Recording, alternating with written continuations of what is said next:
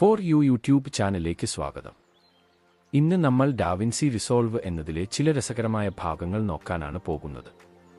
ഈ വീഡിയോ ഇതിനകം തന്നെ ഡാവിൻസി റിസോൾവ് ഇന്റർഫേസ് ഉപയോഗിക്കാൻ അറിയാവുന്നവർക്കോ അല്ലെങ്കിൽ ഇതിൽ എന്തെല്ലാം ചെയ്യാനാകുമെന്ന് ഇപ്പോഴും എക്സ്പ്ലോർ ചെയ്യുന്നതായവർക്കും, പ്രത്യേകിച്ച് ഫ്യൂഷൻ ഉപയോഗിച്ച് ഗ്രാഫിക്സ് അല്ലെങ്കിൽ ആനിമേഷൻ സൃഷ്ടിക്കാൻ ആഗ്രഹിക്കുന്നവർക്കും വേണ്ടിയാണ്. ഈ വീഡിയോയെക്കുറിച്ച് നിങ്ങളുടെ സംശയങ്ങൾ ചോദിക്കാൻ കമന്റ് ചെയ്യാം.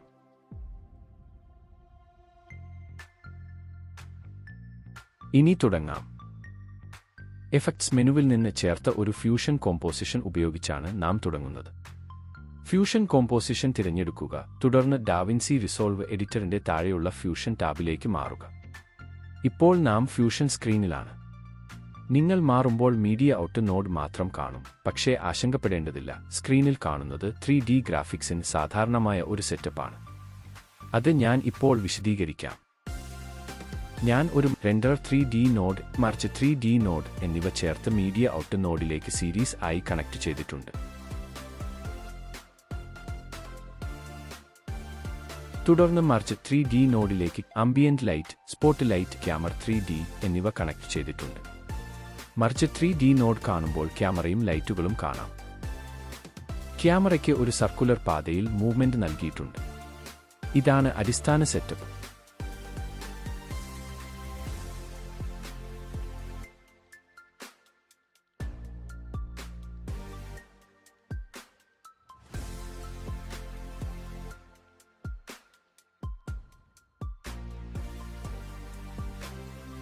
ഇപ്പോൾ സീനിലേക്ക് ഒരു ഷേപ്പ് 3D സ്ഫിയർ ചേർക്കാം.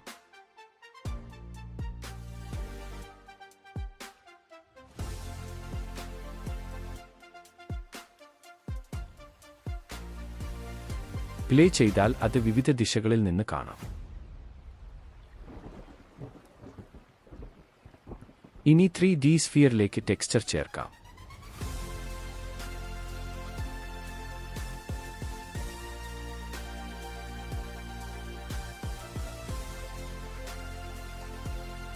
അതിന് ഞാൻ ഒരു ചെറിയ പാറ്റേൺ ഇമേജ് എടുത്ത് ട്രാൻസ്ഫോം നോഡ് ഉപയോഗിച്ച് റിപ്പീറ്റ് ചെയ്തു.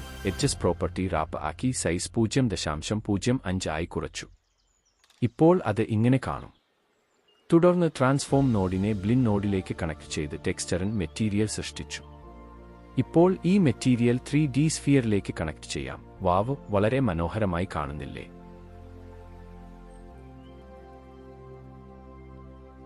ഇപ്പോൾ 3D സ്ഫിയറിന്റെ ഷേപ്പ് എങ്ങനെ മാറ്റാം എന്ന് നോക്കാം. അതിനായി ഞാൻ ഒരു ബാക്ക്ഗ്രൗണ്ട് നോഡും ഒരു ഡിസ്പ്ലേസ് 3D നോഡും കൊണ്ടുവരുന്നു. ബാക്ക്ഗ്രൗണ്ടിനായി ഒരു റെക്ടാങ്കിൾ മാസ്ക് ചേർത്ത് താഴത്തെ ഭാഗം മാത്രം വൈറ്റ് ആക്കാം. ഡിസ്പ്ലേസ് 3D നോഡ് ആദ്യം ഷേപ്പ് 3D നോഡിന്റെ ശേഷം കണക്ട് ചെയ്യണം. ഇപ്പോൾ ബാക്ക്ഗ്രൗണ്ട് നോഡിനെ ഡിസ്പ്ലേസ് 3D നോഡിലേക്ക് കണക്ട് ചെയ്യാം. ക്യാമറ താഴേക്ക് നീങ്ങുമ്പോൾ സ്ഫിയറിന്റെ ഷേപ്പിൽ മാറ്റം കാണാം. കൂടുതൽ വ്യക്തതയ്ക്കായി മർജ് നോഡിനെ വ്യൂവർ ഒരിൽ കാണാം.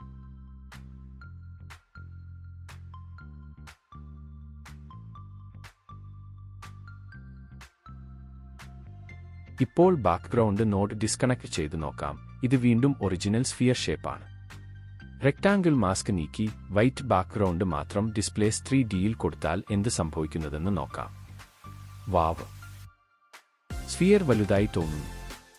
യഥാർത്ഥത്തിൽ ഡിസ്പ്ലേസ് നോഡ് വൈറ്റ് കളറിന്റെ ഇന്റൻസിറ്റി അനുസരിച്ച് സ്ഫിയറിന്റെ നോർമൽസ് പുറത്തേക്ക് നീക്കുന്നു. അതിനാലാണ് ഇത് വലുതായി കാണുന്നത്.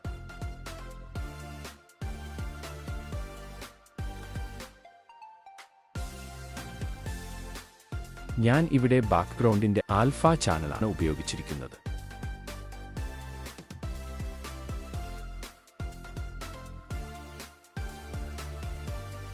എന്നാൽ ഒറിജിനൽ ബാക്ക്ഗ്രൗണ്ടിൽ ലെഫ്റ്റ് മുതൽ റൈറ്റ് വരെ ഗ്രേഡിയന്റ് ഷെയ്ഡ് ആണ് ഉള്ളത്. അത് ഉപയോഗിച്ചാൽ എന്ത് സംഭവിക്കുമെന്ന് നോക്കാം. അതിനായി ചാനൽ സെറ്റിംഗ്സ് ലൂമയായി മാറ്റാം. വാവ്, ഇപ്പോൾ ഇത് ഒരു സീ ഷെൽ സ്വിറിൽ പോലെ തോന്നുന്നു.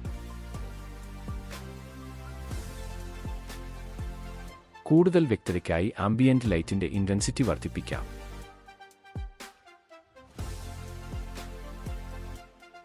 ഇപ്പോൾ വീണ്ടും ആൽഫയിലേക്ക് തിരിച്ച് വിശദമായി നോക്കാം.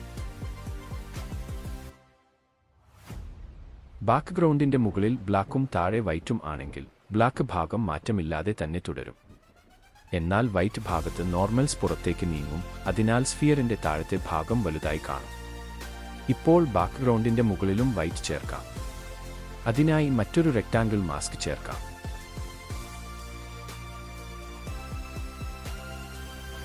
ഇപ്പോൾ സ്ഫിയറിന്റെ മുകളിലും താഴെയും വലുതായി കാണും, മധ്യത്തിലെ ബ്ലാക്ക് ഭാഗം മാറ്റമില്ലാതെ തന്നെ തുടരും.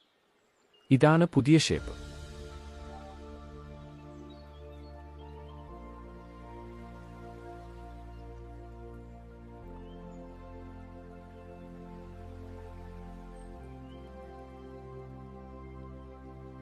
ഇപ്പോൾ മധ്യഭാഗത്തും വൈറ്റ് ചേർക്കാം. അതിനായി ഒരു സ്ക്വയറും ഒരു സർക്കിളും എടുത്ത് മറിച്ച് 3D നോഡ് ഉപയോഗിച്ച് കൂട്ടിച്ചേർത്ത് മാസ്കിലേക്ക് കണക്ട് ചെയ്യാം. ഇപ്പോൾ ബാക്ക്ഗ്രൗണ്ട് ആൽഫ ഇങ്ങനെ കാണും, കൂടാതെ ഷേപ്പ് 3Dയും അതനുസരിച്ച് മാറും. സർക്കിൾ ഭാഗവും സ്ക്വയർ ഭാഗവും പുറത്തേക്ക് ബൾജ് ആയിരിക്കും. ഇത് ഹൊറിസോണ്ടലി മാറ്റുമ്പോൾ എന്ത് സംഭവിക്കുമെന്ന് നോക്കാം. ബൾജ് സൈഡ്വൈസ് ആയി മാറുന്നതും കാണാം.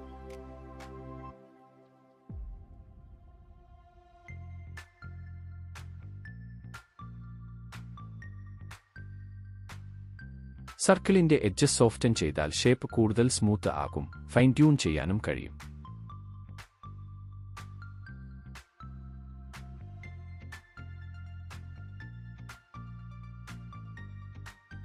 ഇപ്പോൾ ക്യാമറ പൊസിഷൻ ക്രമീകരിച്ച് പുതിയ ഒബ്ജക്റ്റ് വ്യക്തമായി കാണാം.